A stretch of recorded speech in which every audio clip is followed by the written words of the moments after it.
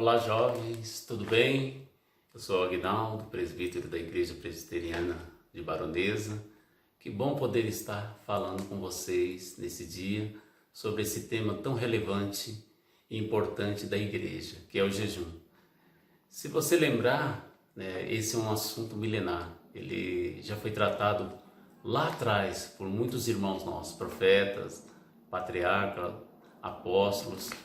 Veja que esse assunto na igreja, ele vem aos anos sendo discutido, porém pouco praticado. Homens de Deus foram vitoriosos porque jejuaram e oraram. Em especial, nós queremos lembrar aí de alguns irmãos, como Lutero, Calvino, Moody, o próprio Piper, nos nossos dias atuais aí, Augusto Nicodemos, Hernandes e outros, que Deus tem usado, Ronaldo Lindório, e sempre esses irmãos têm falado desse tema jejum. Irmãos, quando a gente olha para a palavra de Deus, teve uma pessoa que usou esse tema, usou na prática, na verdade, e veja que ele não precisava, mas ele fez questão de mostrar para nós que o jejum é importante. Foi o nosso Senhor e Salvador Jesus Cristo.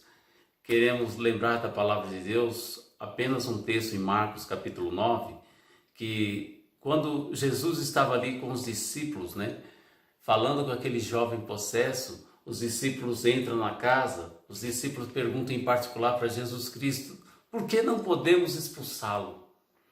Respondeu Jesus: essa castra não se pode sair senão com jejum e oração. Veja que o jejum e oração, eles são armas importantíssimas para os cristãos. E para mim e para você que está aqui. Coisas interessantes, acontecem quando a gente jejua. Eu quero discutir 3 coisas apenas aqui nesse momento com a gente sobre jejum. A primeira coisa, que o jejum ele tem um significado. Eu não sei se você tem percebido ou parou para pensar qual é o significado do jejum para a tua vida. Qual é o significado do jejum para a vida da igreja? Veja que a abstenção de alimentos, por um período definido, ele pode, e até por um propósito, é o significado de jejum. Mas a gente tem outras coisas que a gente pode perceber que é importante mais do que a abstenção do alimento físico. Quando eu estou dizendo que eu estou deixando de comer o alimento físico, para Deus eu estou dizendo que a primeira lição é que eu estou tendo a fome de Deus. E aí o propósito do jejum, que a gente pode entender, o seu significado é o quê? Fome de Deus. E a igreja, ela tem que entender que se ela quer ter sucesso, se ela quer crescer, se ela quer ser abençoada, ela tem que ter fome de Deus. Olha, com certeza você, jovem, ou mais experiente como eu, que está ouvindo, nesses tempos, a gente tem vivido essa correria, esse ativismo, essa falta de tempo com Deus, vamos dizer assim, com a consagração. E aí a gente esquece do significado do jejum, que é o quê? Fome de Deus. Eu tenho que ter fome de Deus, eu tenho que ter vontade de Deus, de estar na sua presença. Ou seja, quando eu deixar o alimento por um período, por um propósito, eu estou dizendo para Deus e para mim mesmo que eu estou tendo fome de Deus. Eu quero me alimentar da sua palavra, me alimentar da sua presença. Esse é o primeiro propósito, a primeira lição sobre jejum. Bom, a segunda lição, quando a gente fala de jejum, é justamente os obstáculos para a gente não jejuar. Veja se, não só agora, mas é jovem, é adulto, é mais experiente, idoso, todos temos dificuldades de jejuar. Mas por que essa dificuldade de jejuar? Será que é porque a gente não consegue pelo fato de estar tão acostumado a comer toda hora, todo dia? Não.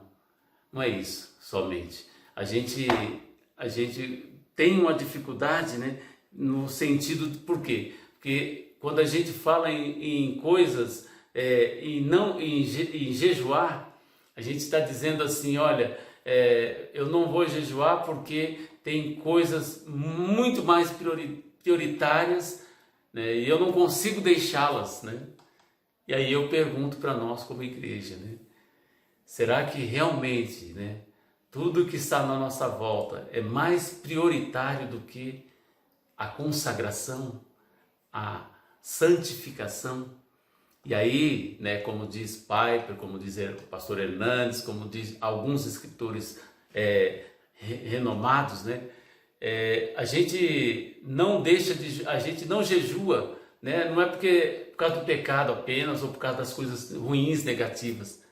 A gente também não jejua por causa das coisas boas, porque as coisas são boas. Então, quando as coisas são boas, eu tenho dificuldade, maior dificuldade. Eu tenho prazer naquela coisa boa, como é que eu vou conseguir largá-la? Um exemplo prático, né? A gente que gosta de chocolate, né? Nossa, como eu vou jejuar e deixar o chocolate que eu gosto tanto?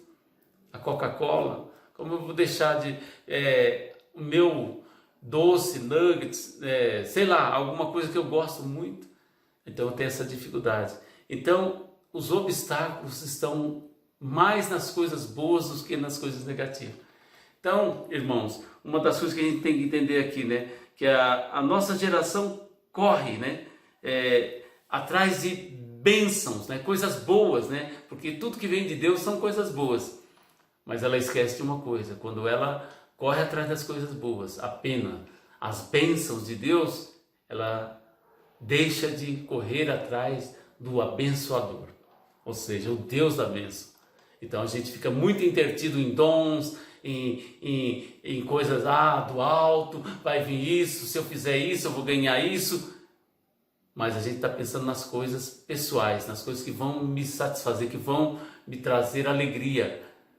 Estamos deixando de consagrar, de buscar, de estar mais íntimo do Pai, do abençoador. A terceira lição, né, quando a gente fala de jejum, e é interessante, e aí para a gente ir finalizando, o propósito do jejum. O jejum, né, eu tenho visto assim ao longo dos tempos que muitas pessoas têm se preocupado em jejuar para se mostrar. Autopromoção. Como autopromoção, irmão? No sentido de que, olha, a primeira coisa quando ele jejua ou ela jejua, que ela encontra o irmão, eu hoje estou fazendo jejum. Eu estou me consagrando, eu faço jejum todas as semanas, todos os dias. Ou seja, a pessoa está preocupada em contar aquilo que ela está fazendo. Veja que o jejum não pode ser uma autopromoção. O jejum tem que ser consagração.